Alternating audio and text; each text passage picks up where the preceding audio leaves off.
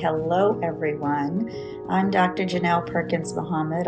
The people who know me call me Dr. Janelle. And I have been doing relationship and life coaching and mental health counseling for a little over 20 years now. I started out actually as a youth with my parents who were ministers, and they did a lot of marriage excellence in our church and financial counseling.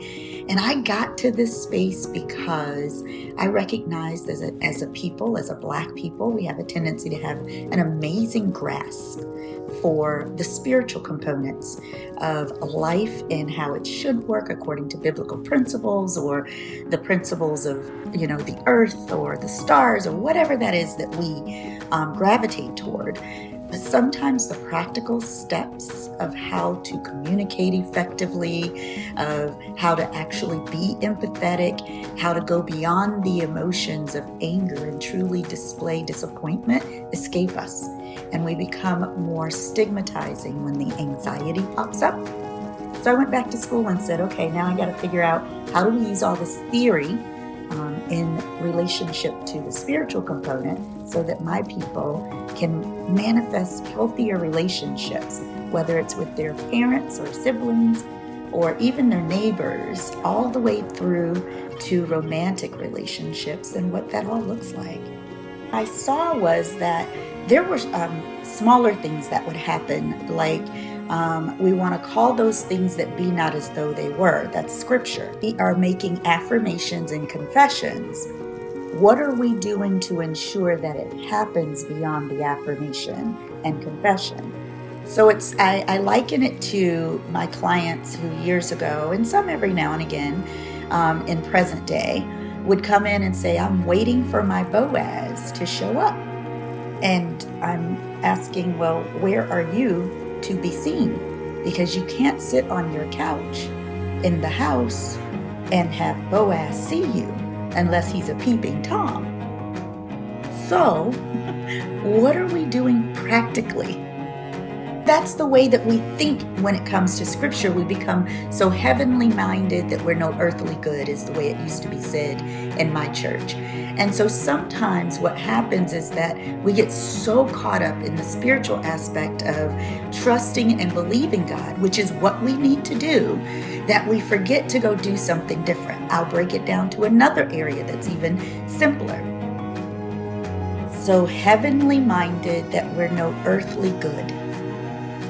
So what happens is, let's say, for example, someone is experiencing levels of anxiety, and we see things like, they are having difficulty finding their words, or they have immense nervousness, or they have difficulty just really being in the same room. Their minds are racing and they can't get their thoughts together, and they feel like, their throats are dry and so forth, but they don't know how to explain that.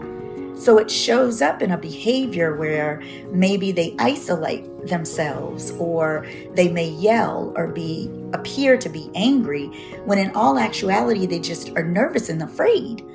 And so what we end up doing scripturally is to say things like, God doesn't like ugly, and you need to present yourself such that you are holy and acceptable unto God. And then say that behavior is not, right? Not realizing the behavior is a result of the anxiety that exists within the person. So it's really interesting because oftentimes we can't see it unless we see a panic attack, right? And panic attack usually looks like heavy breathing, a lot of difficulty catching the breath. There may even be a lot of diarrhea or nausea that comes with panic attack, or even mild or moderate anxiety. But even those who are experiencing lighter anxiety might break out in a sweat. And it's prior to menopause, right? We want to say that's menopause, but not necessarily. They might be restless. Sometimes when people have that jumping knee, that's a restlessness. They might not sleep very well. They're not getting enough sleep, which means they're kind of disoriented sometimes. They may even be the individual who is constantly expressing worry and concern. And if we go back to the biblical perspective, when we were talking about the spiritual side of this, the one scripture that always comes to mind is the fact that God hasn't given us a spirit of fear, but of power, love, and a sound mind.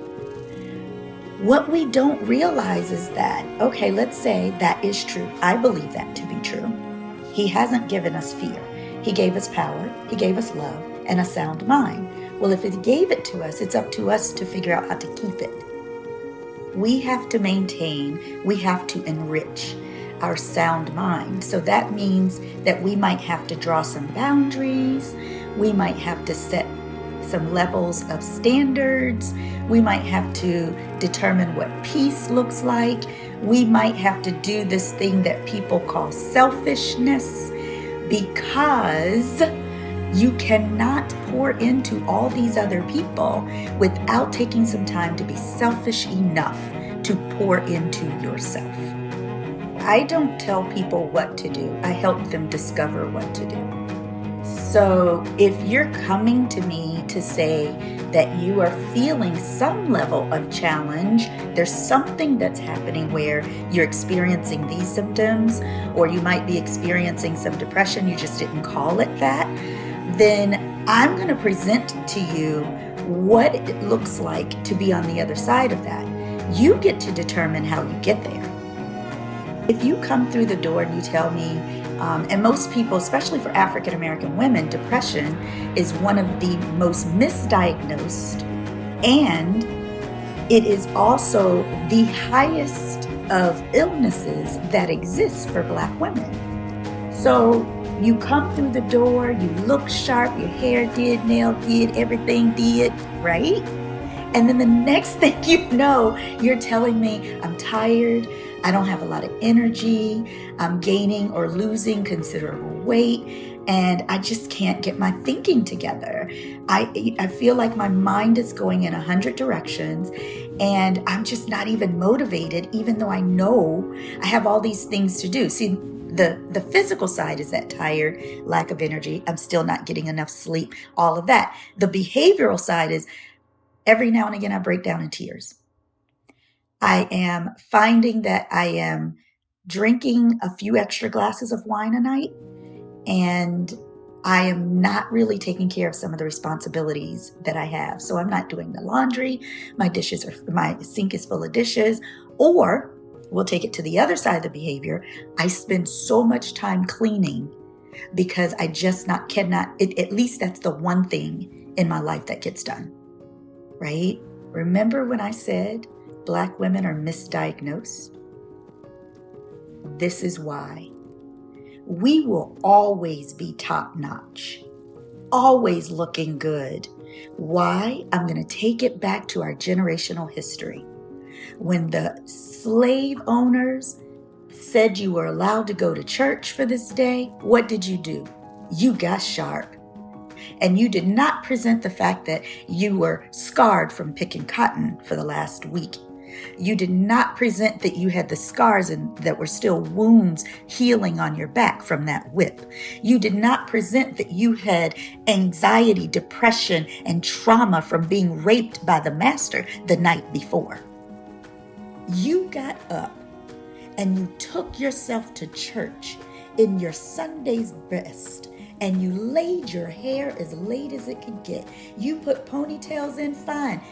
They had the best poofs they could have. You cornrowed, they were perfectly straight and perfectly flat and whatever it was you wanted. Your shoes looked good. You wore the biggest hat you could buy when we got further along in the 50s and 60s and 70s and the 80s, right?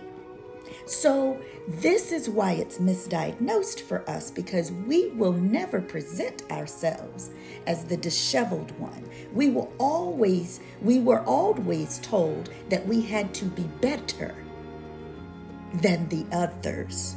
So why would we show up any different on the outside when the inside is toe up from the floor?